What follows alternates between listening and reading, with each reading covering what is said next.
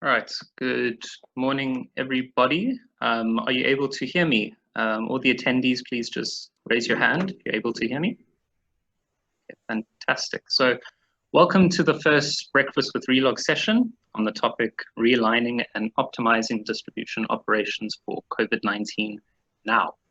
We only have an hour slot, so I won't dabble too much on the housekeeping, but how the session is planned is Gary Benatar, CEO of Relog, will give a brief introduction and presentation on how the South African retailers came together to create a COVID-19 forum to ensure consistent food supply during the COVID-19 lockdown, and thereafter provide some of the learnings from that forum that you can apply to your own distribution operations to ensure uptime. In addition, there will be a question and answer session at the end with the panelists and with some of the individuals that were part of the forum. So please make use of the Q&A facility at the bottom of your screen throughout the session. There are over 250 people registered for this event, which is an excellent turnout. So thank you for your participation. And yeah, right, let's get going and kick off the session. Gary, let me hand over the screen to you. Okay, good morning. Thanks, Richard. Morning, everyone. Welcome to our first of hopefully many Breakfast with Relog sessions. What we're planning to do is run them on a monthly basis on different topics. We'll have guest speakers and panelists, and this will be a free webinar thing, and typically we'll run on a Wednesday. So the next one is planned for the 19th of August. You'll probably get an invite later this week. We haven't decided on the topic. So if you've got ideas on the topics, you can also drop us a mail and we'll put that into our list of potential discussion topics. First of all, I want to thank Solly and Mark, who are both, I'm assuming, on the call. Morning, Solly, morning, Mark. Unfortunately, we have a late apology from Henny Kruger. Something urgent has come up, so he cannot make it. And we also have apologies from both ShopRite and Woolworths, who weren't able to be scheduled on the call. They had something else at the same time. But we want to thank everyone that's been part of the forum, because it's been a great engagement and learning. So let's lead into the presentation. And guys, I hope you've got a nice cup of coffee and a croissant and enjoying your breakfast with us.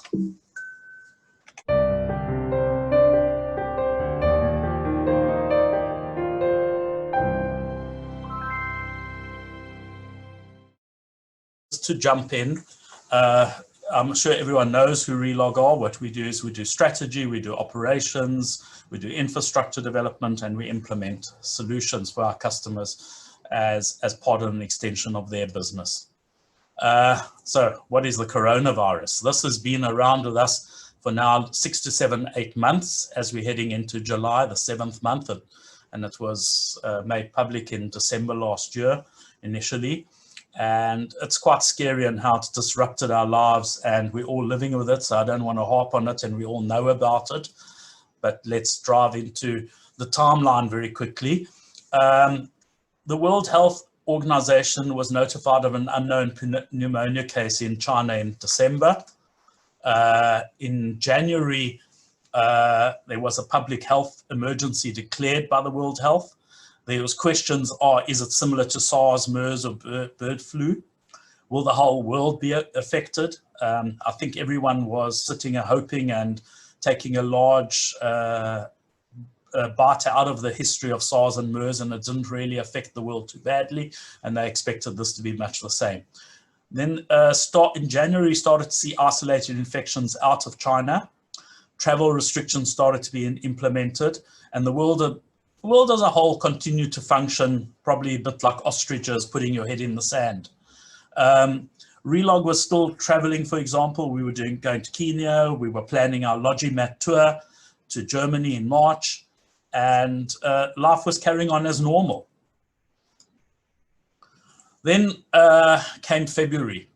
Slowly infections ramped up in Europe. They called it the COVID-19. And Italy started to become the second epicenter after China. International flights started being cancelled. Milan airport had to close. They cancelled the Geneva Motor Show on the 28th of February, which was due to open on the 4th of March.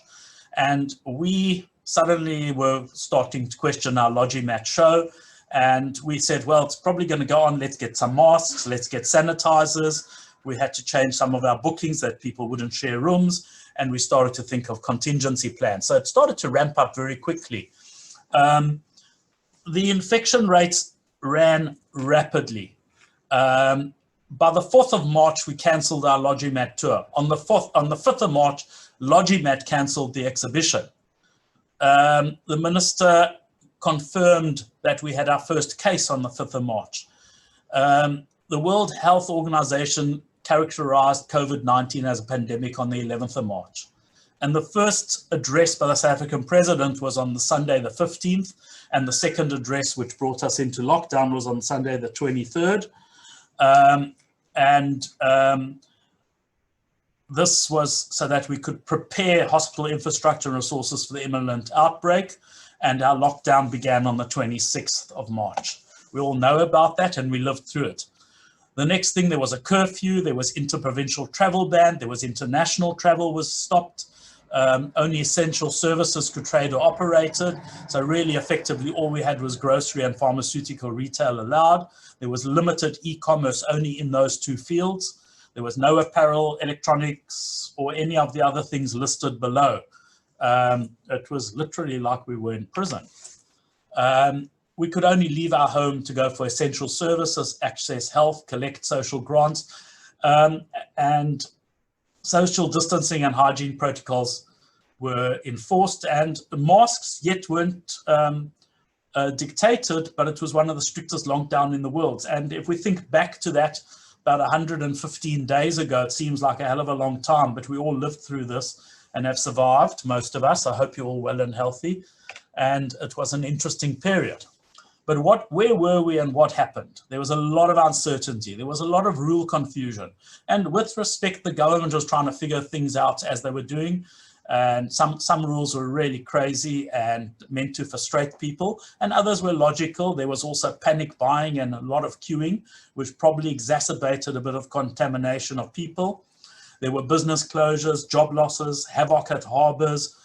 For instance, harbors got instruction they couldn't receive non-essential products, but then how do you identify what's what, and what do you do with the non-essential products? You've got to unload the ships.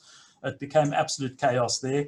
So they hadn't planned for some of the rules, and residents that were overseas weren't able to return home, people that were in different towns. So, but the whole country took the situation seriously, and the lockdown did give us some time to prepare health infrastructure. Some provinces did better than others. So solutions were required to ensure fundamental human needs were met. Healthcare, food availability and security, and supply chain operations. So I think the biggest thing was the grocery retailers themselves were under considerable pressure. There were changes in consumer demand. There was all this government legislation, and everyone hadn't had time to actually digest what was happening internationally. It happened very fast there, and we had to figure things. So as Relog, we felt we needed to assist the industry in this time. At the same time, I was called by Solly. Thanks, Solly, for engaging with us. And he wanted to engage with the other retailers, and we then had a discussion and decided, why don't we start a proper forum and get all the retailers on board. And as a result, it's one of the first times in South Africa all 5 retailers got on board, sharing openly, and it was a great experience. And it's created a very interesting forum in that they have a communication in their supply chain level between each other on a non-competitive basis, and a lot of good information was shared between the retailers, which people took as learnings to help them all survive and ensure there was food availability and food security in the country during this period. And in fact, our focus is often on the heroes, the medical profession, and with respect, they do need their clap on the back and their shouts out at 7 or 8 o'clock in the evening. But there are unsung heroes in the retail industry that have kept these stores open, that have kept food supply going, and people working in the DCs are really forgotten. People working in the stores, you see them front of face, maybe less so forgotten. But the people behind this team that have kept this going are part of the heroes that we should applaud today. So what were the challenges to the operations? We had a lot of changes in business requirements. Our forecasting and demand planning went out the window. We didn't know what people were going to buy. We didn't know what was going to happen. Our transportation was an issue, and we needed to mitigate the spread of the disease. We needed physical distancing. We needed to protect employees, and we had to deal with new procedures and legislation. And as well as that, there was a surge in e-commerce in our own businesses and in competitors' businesses, which we had to be able to support and make happen. So just looking at the global reach, if you just look at March on the top left, you can see the cases outside China were starting to ramp around about 38,000. China had already started to flatten at 80,000, and there had been 65,000 recoveries of that. But if you look at the picture on a bigger scale of where we are today, there's sort of 15 million people. March was a very low blip on that curve. But as you can see, it's covered the whole world other than, I think it's Iceland and Greenland and Antarctica. Okay, so what was the business risks to the retailers? I mean, when we started this, we were worried what happens when there's an outbreak in a store and an outbreak in a DC. And the only thing we had to go with was, for instance, there were hospitals that had been shut down due to an outbreak in the hospital, which was a strange thing, but South Africa shut down 2 hospitals. So there was rumors that they would shut down the DC. So how long could a DC be shut down for? How could we, as a supply chain in supplying food to, a typical DC could be anything from 200 to 600 stores that are supported out of that DC. And if the DC is down for 72 hours, all of those stores are affected, and food availability and food security. So those were questions. There were questions around civil unrest, looting, theft, frustrated citizens, desperation, no income. Also alcohol, tobacco being high value were target in the stores, and people burrowed into certain stores to break in and steal alcohol at certain of our retailers. And then there was internal company strife, where people went on strike to get extra wages because they're working during this time. And then there was all the regulations around transport and getting people to work, and limitations in hours that taxis ran, and what were the type of permits for essential workers. And then there was a lot of profitability loss of revenue in these businesses, because the high value lines which support a lot of the food business, which is done at lower margin, was blocked: alcohol, clothing, tobacco, and your general merchandise. So if you look at the supermarket retailers, that's where the profit space sits. Okay, so, and we also were worried about the shrinking economy, what's going to happen there. External players coming in to find a way to compete, more pop-up direct-to-consumer e-commerce offering, and expensive retail space wasn't giving a return on investment. And as you moved into different levels of the lockdown, we moved to level 4 and then to 3 and then to 3+, or whatever you want to call it. But there are capacity limits, so your footfall per square meter may not be met in certain stores.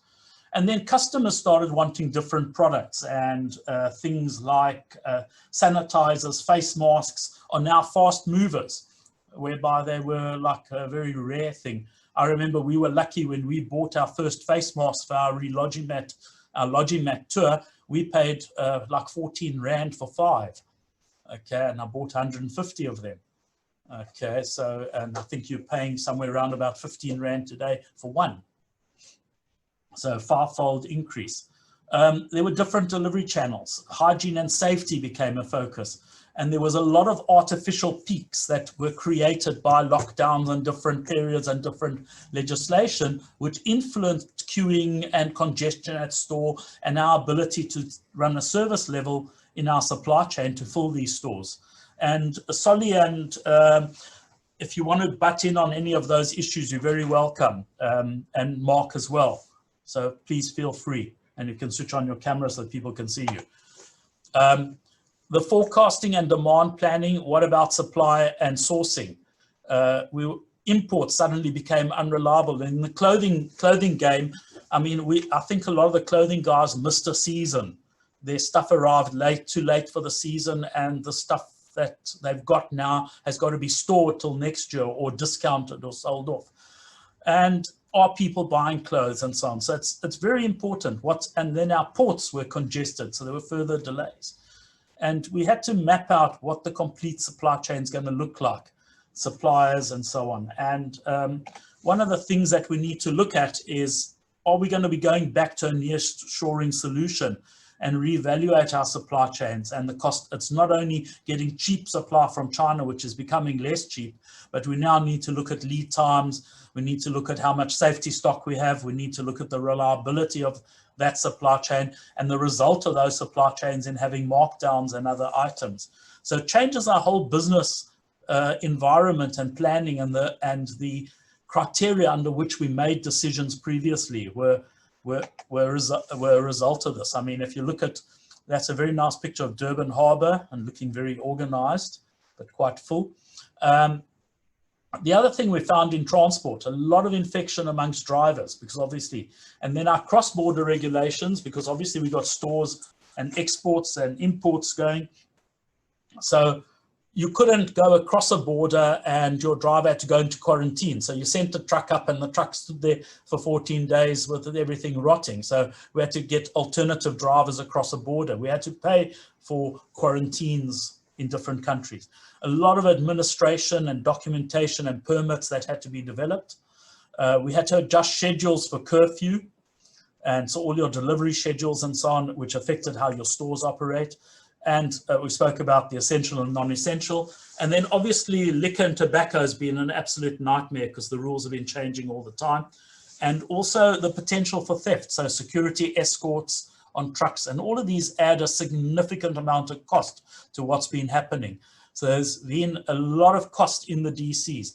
Our focus mainly is on hospitals and resolving symptoms and not necessarily addressing the core prevention. So what we tried to do in our forum was to look at how we can manage prevention in our DCs and make sure that the DCs are up and running all the time.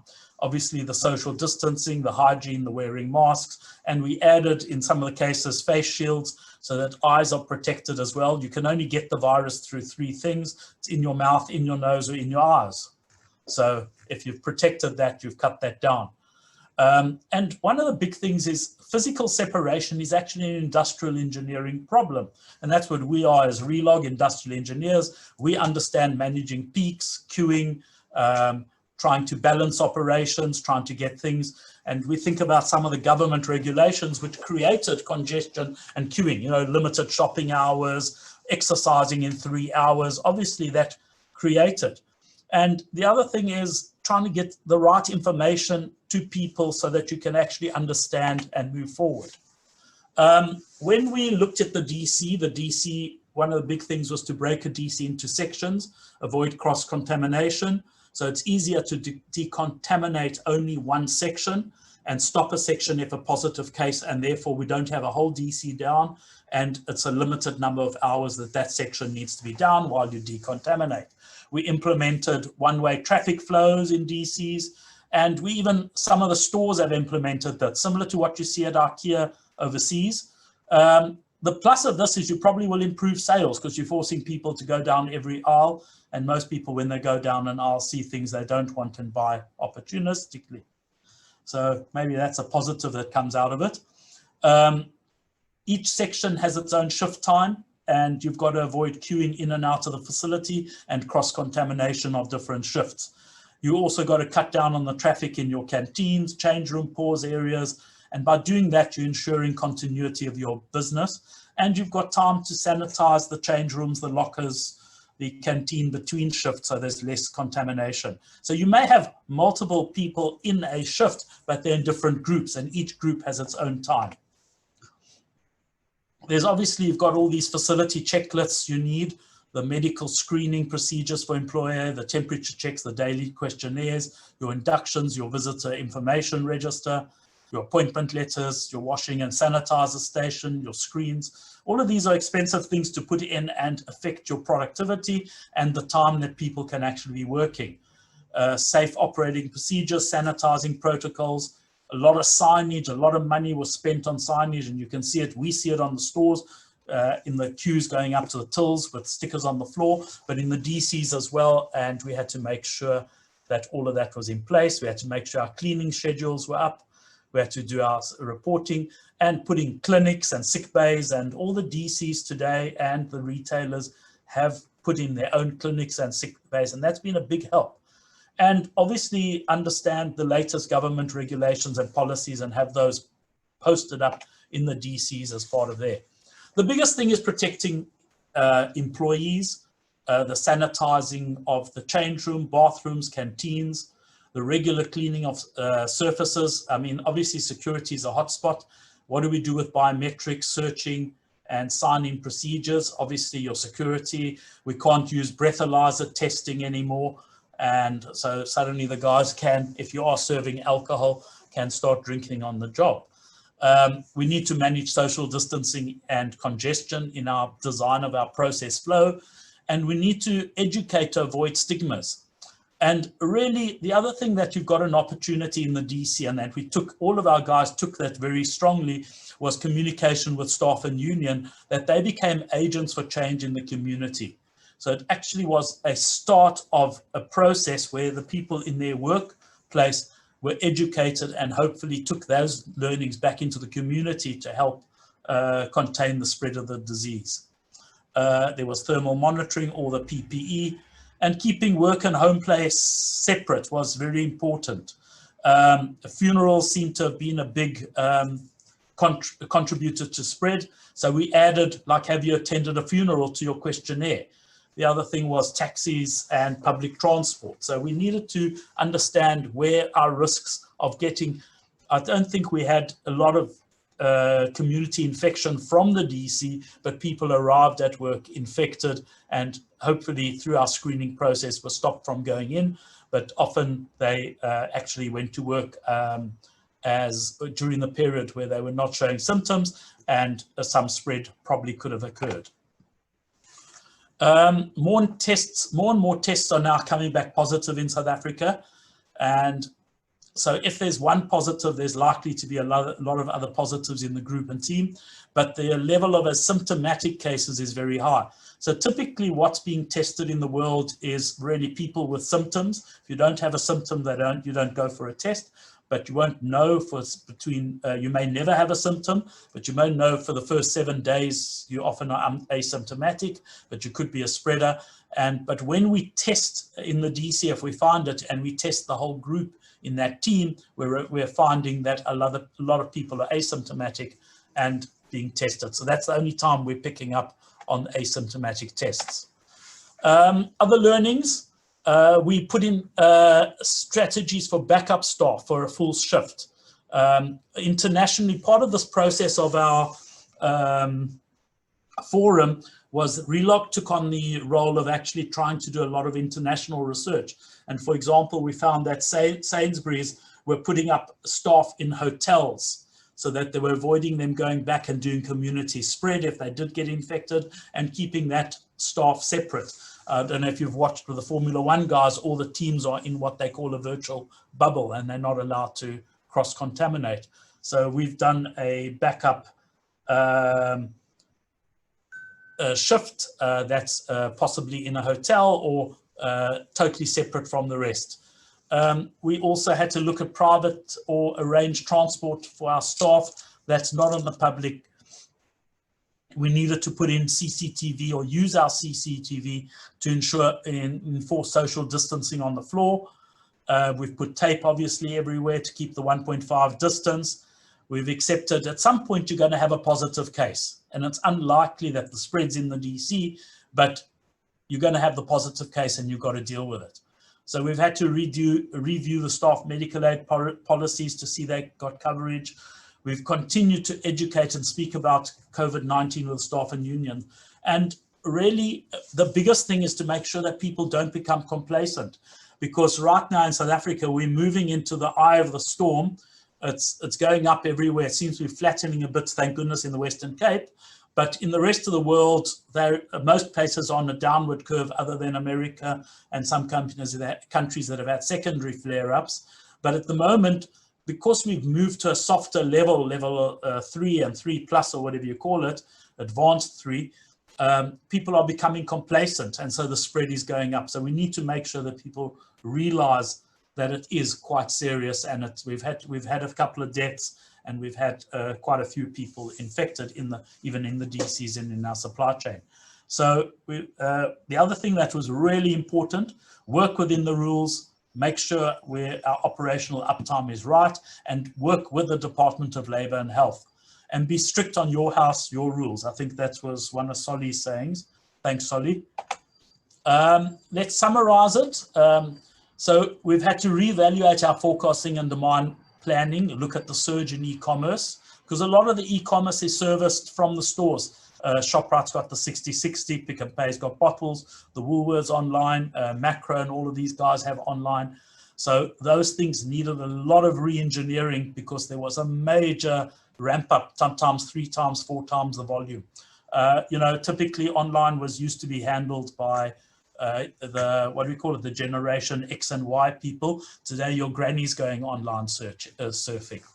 Okay, so manage transportation challenges, mitigate spread, enforce physical distancing, protect employees, enforce procedures, adhere to legislation, and engage with the workforce and the unions. There's a lot of myths, okay? So a lot of foggers and deep cleaning. I mean, I remember when we started our forum, we actually started looking at, should we be fogging our trucks so that we don't bring contaminated product to stores? And we worked out that normal cleaning and with regular products are as effective. And at the store, you've got to, it's not really the product's infected. Product isn't infected. If there is an infected person, maybe there's a bit of contamination on product, but most of it is lost through the unpacking and lost through a period of time. And deep cleaning tunnels that people go through, or running fogging after hours.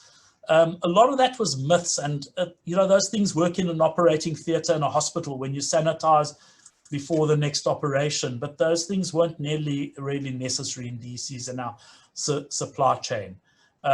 There's also mounting evidence to say that it's airborne, and then there's a whole theory around using UV lights, but often it's impractical in many industries. But the latest thinking is that you've got to be exposed to the virus in high concentrations for an extended period of time, sort of 15 minutes. And so if you're doing all the social distancing and the mask and so on in that period, you should be able to manage spread. Obviously, people aren't doing that. That's why the spread is going up. How's the consumer changed? Well, obviously, we've got the new products. I don't know how many bottles of sanitizer I have at home, but everyone else has. And I don't have that much toilet paper, thank goodness. And I've got a whole box of masks still left over from the planning for our Logimat trip. Surge in demand for e-commerce, it's changed. Retailers experience about 700% plus in web traffic and 4 times as many e-commerce transactions. At the end of lockdown, many industries or many retailers experience greater volumes than a Black Friday. It's settled down now somewhere around about 1.5 to 3 times. But how will it continue to grow? And e-commerce has a higher expectation in convenience, customer service, range, brand loyalty, availability. But at the moment, consumers are temporarily more understanding and forgiving of things due to COVID-19. But how long that will last is another question, as we move forward. Singles picking is very different to a DC picking. So it's not easy. A lot of people just said, switch your DC on to doing your online, but it's a totally different system. It requires different systems, different infrastructure, and your accuracy and your value requirement is very different. And so your cost of doing it in a DC becomes expensive. You've got to avoid out of stock, unplanned growth. You've got to rely on 3PLs. A lot of last mile delivery and transport is done by 3PLs. And there's a lot of capital cost in setting up technology to do proper dark store. So picking in store is happening. It's not ideal for the consumer experience, so that when you go shopping, there's a lot more congestion in the store because the guys are picking for the online orders in the aisles with you. But it's something we're dealing with. Where are we heading in South Africa? How long will business survive, and what will the business landscape look like in the short to medium term? Where are the opportunities? Through adversity, there's always an opportunity. And how long will we be living under this new normal with COVID-19? We're all waiting for the panacea of the vaccine, but that's going to be a long time coming. And so I think we're going to be having to deal with it. But what has come out of what we've done is that we have been successful in what we've done. The food supply in South Africa has not had one hiccup. I don't know about you guys, but I haven't heard of anything. And all our retailers have remained open. 1 or 2 stores closed temporarily for infection sanitization, but we haven't had any major issues in supply chain. We're 1 or 2 products that are difficult to get availability, but that seems to be correcting itself now. We've got, from South Africa, a good success story. We've got one of the highest test rates in Africa, at least. We've got a high level of screening by the government and private sector. We've got a low death rate, and hopefully this is accurate. And also, we hopefully have learned a lot in the last 7 months of how to treat the disease. And therefore, because we're later on the curve than the rest of the world, our death rate is lower because we're treating people differently. The vaccine trials are looking very promising. I mean, every day you switch on CNN or BBC, there's something good about another trial.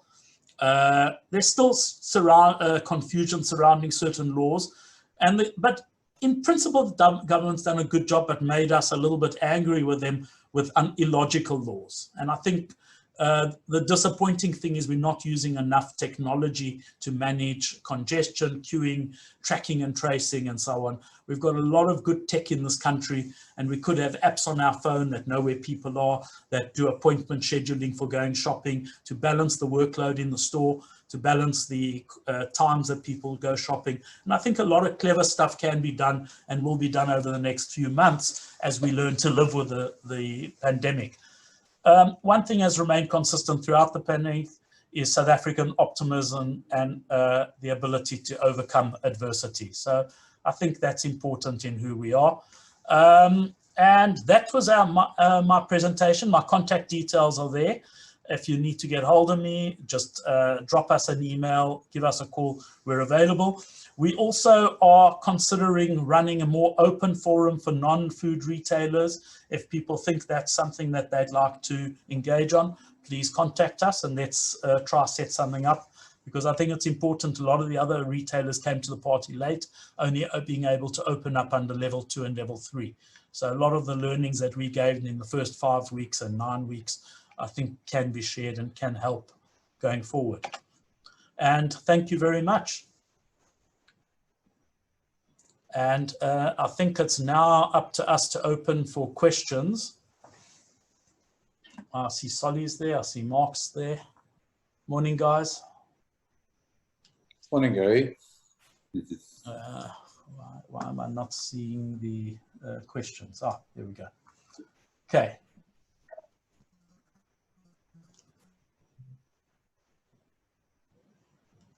I'm just trying to drag it into my screen. Okay. There's a perception that supply chain for certain food items, especially items such as rice, would be cut off from the market. Will this be the case? Which countries and products have been giving issues? Well, we know that most of our rice, Tastic, if I'm not mistaken, comes from Thailand. I don't know, Solly and Mark, have you guys picked up any issues on rice? Yeah, we used to pick up issues in the beginning. It has stabilized a little bit more, Gary. But I think, you know, all the suppliers, and I think, first of all, we just need to give credit to all the hard work that's been done by the suppliers as well, in terms of feeding into the supply chain, because at the end of the day, without them, we also don't have a supply chain. So I think all kudos to them in terms of all the hard work and effort that they've done. But we've seen certain imported products, there's either delays or some of the products are getting delisted. But in overall, in majority of cases, in terms of the core ranges, there has been issues in the beginning, but it seems to right itself. Okay. Mark? And yeah, from our side as well, we obviously had a couple of hiccups initially, some of it driven by some of the media reports, which caused a flurry of activity and buying behavior. But certainly what we did experience is maybe just in certain pack sizes, there might have been a limitation in that regard. But certainly we've not had any major issues with regard to product supply, and really a call out, as Solly did, to our suppliers. And it talks to really an end-to-end supply chain, and those relationships established over time have really come home to roost during this period. So that's been really, really encouraging. What has been interesting, though, is you mentioned rice. I think it's interesting, just on the other end of the scale, to look at some of the unexpected benefits of this process, which has been a scale up in pineapple sales. You know, with the liquor industry having a downside, boy, have we seen pineapples flying out of our stores. So there's always an upside to these things. Okay, and the other one I picked up on is yeast, because everyone's baking at home. Yeah, and that had its own implications, because quite a few of the regulatory officials had different views of what we like to put on our shelves. Can we put yeast? Can we put king corn on the shelf? And different interpretations. And I wonder what the guys are doing with those things at their homes. Yeah, it's fascinating. Okay, and I suppose I must apologize, because I need to actually thank the suppliers as another unsung hero, because obviously all of those supply chains were up and running, all those transport networks, all those drivers, which was part of what we had to deal with. Okay, next question. In all other area stores, companies perform testing on people only. Is there testing for an area, space, or on goods? It was mentioned that products should be sanitized before taken to home after shopping. How are retailers taking care of this? Would anyone want to take that, or should I take it? I think Gary, I think when we started out, we looked at every option, but at the end of the day, when pallet loads of stuff come into the distribution center, you can't really sanitize whole pallets and pallets. But at retail level, there's definitely been taken care in terms of making sure that people are sanitizing their hands and stuff before they merchandise and stuff like that. So I think that's where the biggest focus is at retail, to make sure that if it was any open products, that it's now pre-packaged, and that all the protocols are in place at store level. That's quite critical. Yeah. Mark? I think from my perspective, even though I'm trusting what's coming out of the retailer, I think good practice for everyone is whatever there could be a level of contamination in your shopping trolley, somebody else is infected, walks past, sneezes, and you have to take the care the whole way through. So when you get home, sanitizing product before you take it into your house creates an extra level of barrier. And I think that's just good practice that people have to adopt. And that was some of the international learnings and best practices that we were getting, because we have people that we know who are in Italy, and we were in contact with them, and they immediately started saying about the sanitizing at home. We hadn't even thought about that. So in March, we were already washing our fruit in bicarb when it came home, just because that's what I picked up from a friend in Italy. So I think really one has to work on the basis that wherever you go, there is infected people. You don't know who's infected, and you've got to do whatever can in your life to prevent yourself getting infected. And that's doing all the contact separation through the process of everything that you're bringing. There's a drop in the Western, a drop in the Western Cape due no longer testing low-risk groups, keeping tests for hospital. Do not be fooled by Western Cape numbers. I think, Liesel, that's an interesting comment, but I think the biggest thing is the virus has a certain amount of spread, and there are statistics, and it's more about what your death rate's doing, and your hospitalization. And right now there is a flattening in the Western Cape, and it goes through a curve. If people are complacent and people are stupid, and we're seeing that happening in Los Angeles, and we're seeing that happen in Miami, they have secondary surges. If we can actually manage it, we'll be okay, and we'll get down the curve to a more manageable level of people. But I mean, if you turn around and say, from a statistical point of view, there may be, if everyone in the world got infected and there's 2 or 4% death rate, there's going to be millions of death out of 7 billion people. So we are at quite a low death rate by world population standards, if you say that the death rate isn't 2 or 4%, but 0.4%, and there's some schools of thought that it's 0.02%, that's even lower. So we don't know where we are, and I think we'll find out a lot of that over a period of time. There'll be a lot of analysis in the, and we'll go back in life and say, we lived through a very exciting and interesting time on COVID-19, and we learned a lot through it. Next question, are the retailers still... Sorry, Gary, yeah? Mark, if I could just add to that. I think the participant raises a very important point there around complacency. And we mustn't be complacent around our protocols and all the playbooks we've put in place. And I think it's incumbent on all of us to make sure that those screening apps, so we, for example, have designed a screening app in our organization. We then use that information, using smart intelligence around how we can hopefully predict potential surges, etc. We've also put in place the resourcing around testing. As you know, that's at a huge risk based on the Western Cape. Once again, they implemented their policy of age-related testing. So we have sourced a service that can do our testing and guarantees us turnarounds in 24 hours in metropolitan areas and 48 hours in rural areas. So we're constantly looking at the stats, looking at the screening apps. And the other element to that is our associates, you know, fatigue may set in, and it's we have this comment about tone from the top, where the leadership must be visible and be seen to be driving the wearing of masks, the not being complacent. And I think that's absolutely key to this. We're not out of it yet, and we've got to keep monitoring, keep those protocols going, and that's really what we're doing. And we, for example, doing regular audits now in all our facilities. And those are the important elements that we need to look at. So certainly guard against complacency, very, very important. Thanks, Gary.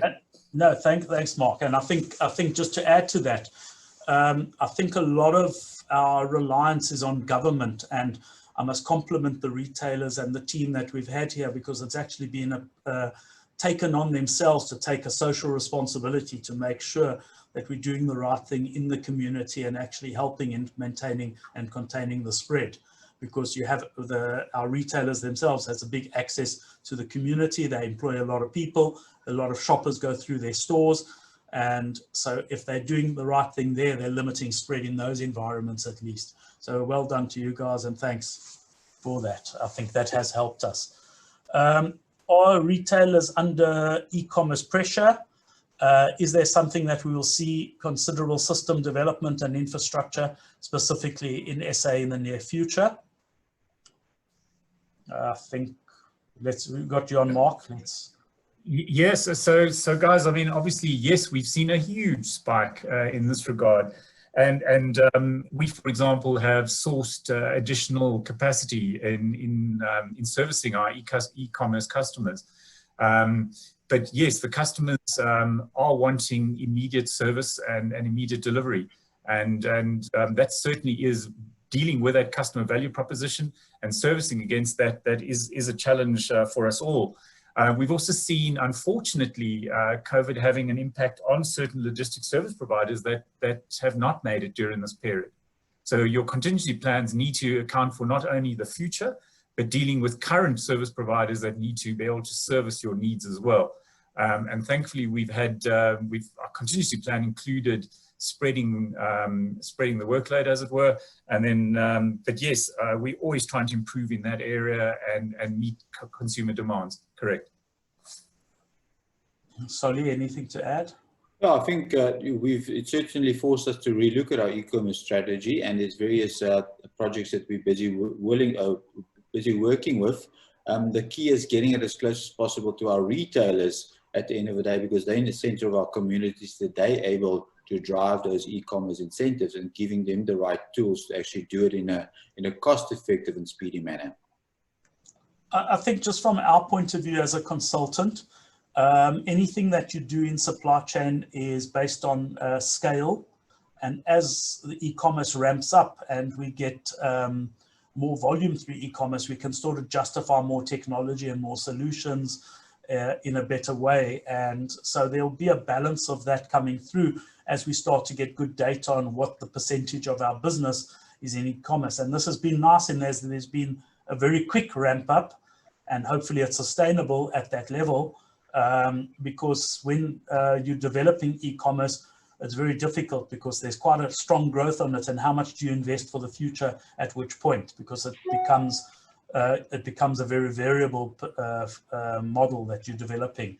And if you talk to guys like Takealot and our customer in Kenya, Trigger, where they've got very significant growth, how do you plan? Do you plan a 1-year rollout or a 6-month rollout and a 6-month viability, and then to change something totally? Whereby in traditional retail, we've worked in 3 to 5 year bucket fences of strategy of growth in what we're putting in for infrastructure that will last for 3 to 5 years. In e-commerce, you're looking at 6-month periods, so it becomes quite difficult. So in a way, this has helped because it's got us to a certain plateau, which hopefully will be flatter going forward. Okay, question from Floris, actually. Hi, Floris. Which single intervention proved the most effective in preventing operation-wide shutdown? Gary, I think the key is it starts with a bigger issue than that. It's say, what is the objective? The objective, right from the start, that we shared, and also in our own business, and we shared with all the retailers, to make sure that our DCs and our stores must be seen as places of safety for our staff. Now, that is the overall objective. I think the key is all the protocols that you had to put in place, from hand sanitization to social distancing to masks. We started with masks quite early in the distribution centers, but it's all about what is the key things to support that objective. And I do believe that's to make sure that you've got a trial of actions and evidence of actions that you've taken to prevent. Because when we also invited the Department of Health into our distribution centers to actually come and evaluate us against those protocols. So I think, and that went to all the retailers played open cards and say, listen, come and help us. Where can we improve? Because at the end of the day, our workplaces must be seen as places of safety. And once you're striving towards that objective, all the actions that you take must then simply support that objective.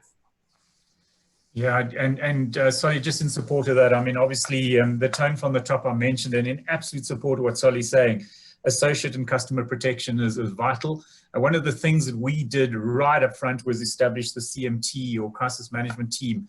And that is the center of all decision making, of all policy and execution rests with that CMT, and they would then coordinate all our activities in that regard. So they become the go-to people. They'd be the people that liaise with the various regulatory officials, but immediate response, and I couldn't support Solly more. Associate and customer protection is what it's about, and certainly a forum like this where we're able to share ideas and just almost try and get ahead of that curve.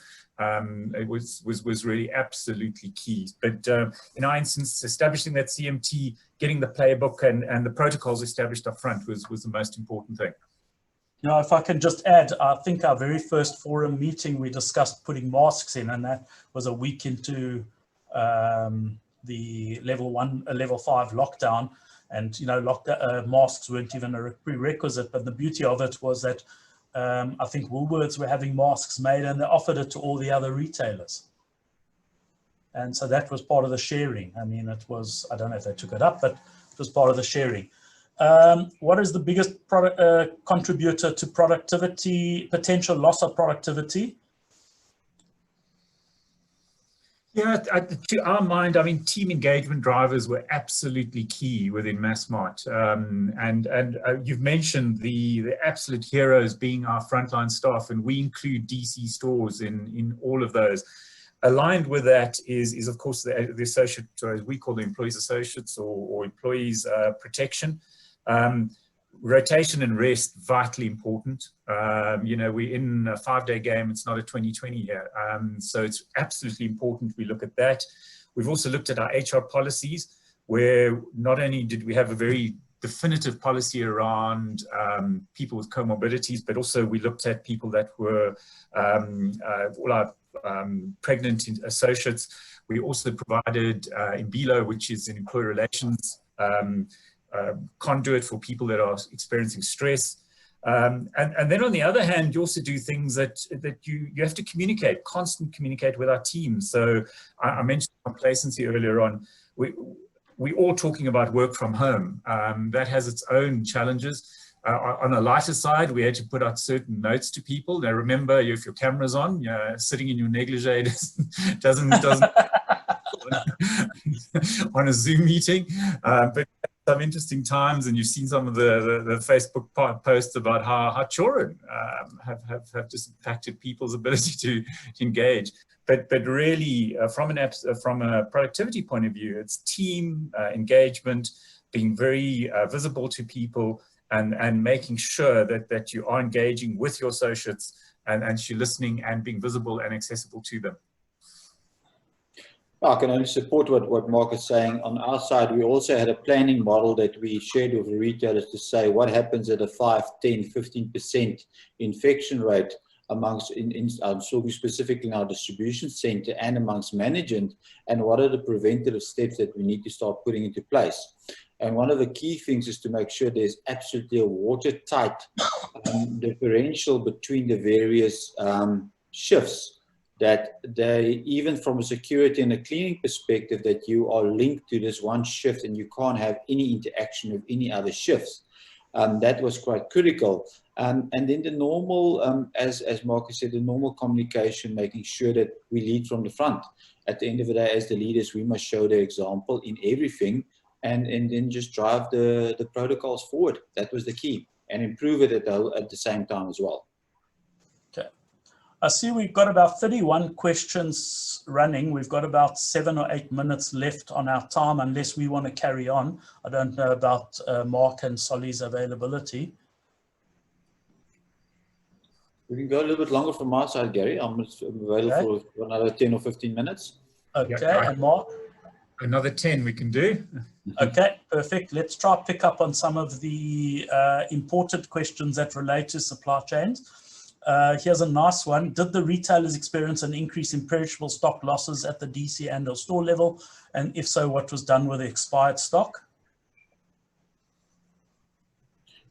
Sure. Yeah, I think there was an increase, but at the end of the day, it also boiled down about availability of certain products as well. But obviously, that would have follow a normal process in terms of disposal. But I can't remember that there was really big losses in any specific product range, especially related to perishables. If I think back, Solly, it was only the first week or two after the lockdown started that there was a bit of, because there had been such a surge in shopping before lockdown, there was an anticipation. So that first week we overstocked stores, then we dropped it, and then suddenly people went back to shopping and pretty much a normal pattern. I think I agree with you, Gary, because that first 2 weeks was an absolute nightmare from a peaking perspective. And I think the peak was more in terms of the basics and let's call it the non-perishable product. And then also a big uptake in terms of frozen products as well. So yeah, there was some disposals, but it wasn't abnormal, I must be honest.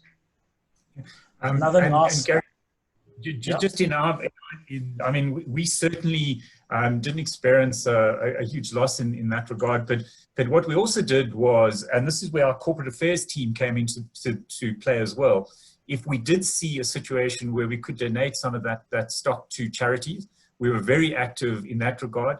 And once again, getting involved with the regulatory officials, making sure that stock did get to the right levels of people and groupings out there in a very corporate responsible way. But we also saw that as an opportunity to assist communities that were struggling. So we used that as an opportunity as well by our strong corporate affairs team. Yeah, I know that we were doing a lot of work with Food Forward. Yeah, that's exactly who we used, and we were in constant communication with them, and that extended into PPE as well. So once again, the retailers got together and supported Food Forward. Exactly that, Gary. Okay. What is the implication of range assortment size? Are you seeing a shopper behavior that suggests you should reduce the range in certain categories? We've certainly seen it in a number of our suppliers where they're starting to rationalize their range quite dramatically, Gary. I'm not going to mention names in terms of suppliers, but we've definitely seen specific, real big suppliers where they've rationalized a lot of the ranges due to shortages in raw products or offtake or not availability because it's an imported product. Would you also say that it's also to do with trying to optimize supply chains and focus more on fast movers and getting rid of a little bit of noise in the supply chain? Exactly. Focus your resources on the fast movers. Make sure that you're up to in-service levels on those issues. Yeah, and yeah, exactly that. There's one exception to that rule, Gary, and that's liquor. People, whatever liquor the guy can get, they will take. But certainly for the rest of the areas, I mean, Solly's mentioned them. Exactly that. Yeah. And we can expect the same thing at cigarettes at some point in time. I don't know what people are smoking at the moment. Yeah. Okay. Has there been a significant increase in consumption of low margin, non-perishable food items? And can you give us a number? There's been an increase in certain product ranges, you know, the basics like the maize meal in terms of flour, because we saw a lot of uptake from people starting to do their own thing. But to give you a number, Gary, I don't have that details with me, to be honest, but there's definitely been a much bigger uptake in the basics that people would need to basically either entertain themselves at home instead of going to restaurants, etc., etc. Yeah, and Gary, from our point of view as well, so where that we did find that, I think just staying close to the numbers, seeing where the shifts are happening, and as a supply chain community, it was a case of making sure that if we do see those shifts happening, being resilient and agile at the same time, being able to get that stock to the appropriate areas. So where, as Solly mentioned, where there was an increase in baking, for example, make sure that the people that are at home baking or whatever it might be, that those products are available to employees, to customers, and that they're positioned in the store in an appropriate fashion as well. So it's really responding to those needs, and that's where the supply chain came in. And once again, our close relationship with our merchants and just being in tune with what's happening out there in the marketplace was absolutely key. Okay, we've got some really important and interesting questions, just reading through them. And we're not going to get to all of them. So if your question hasn't been answered, unfortunately, some of you are anonymous attendees. If you could email your questions into us, we will try to send you a written response, at least from Relog. I'll try not to trouble Solly and Mark too much and just try to cover that. Here's an interesting one that I can answer. In designing new facilities, does one plan facilities and offices to align with COVID-related issues? Does it not increase the footprint, and once COVID disappears, we end up being underutilized? I think from our perspective, we're right in the middle of a design right now. We have cross-checked it with all our logic on what is COVID methodologies and so on. And we haven't found that we've had to increase space to accommodate COVID in that, because we manage COVID through a shift control. And the existing DCs are working perfectly without us having to add more space and more office space and so on. All we're doing is we're managing our control of people at certain times. And so that's how we're designing new facilities. I don't see it being underutilized. The only thing that could influence us in over and underutilizing things is if, for instance, a lot of people in certain functions could work at home, their office space becomes redundant. And I don't know how long that will remain as a factor of our workflow going forward. I think it will be there for some categories, but not for everything. I think people will slowly move back. If I jump into the next question, good morning, guys. See, there's a strong growth in the teens, mid-teens in food sales in China, USA, Australia in April, May, and June. Shall we expect similar growth in South Africa from the food retailers during during the lockdown and post the lockdown? Anyone want to answer that, or should I just jump in? I think a lot of that's to do with restaurants being closed and people eat more at home, so they buy more. And I think we do see that in South Africa. Definitely, we've seen an increase in that, Gary, because people couldn't go to restaurants and stuff like that, and it certainly seemed to be a uptake, especially in the first 2 weeks in terms of, let's call it, a panic buy-in, and then after that it stabilized more. But it's quite interesting to see that we saw increases in basket sizes during this period. Okay, and I would think that's also people trying to prevent going to the shops too often. Correct. Yeah, and the other element to that is just understanding the consumer. So we've also found that, for example, in the hospitality or restaurant consumer area, where there's been a change in the, for example, the online ordering and whatever raw materials, products those industries needed. I mean, you just take a canteen, you can buy these things, you can buy a limited menu at the moment. So we've certainly found, once again, a change in some behaviors, and you will just have to be responsive to those needs and being in constant communication with those end users. Okay, and I see there's a couple of questions that are related. There's a question around Black Friday and the congestion expected in Black Friday and the volumes, and what do we expect to have a Black Friday, and are we expecting to see a significant difference in demand due to the economic downturn? So there was questions from a few people on that, and I've just linked them together.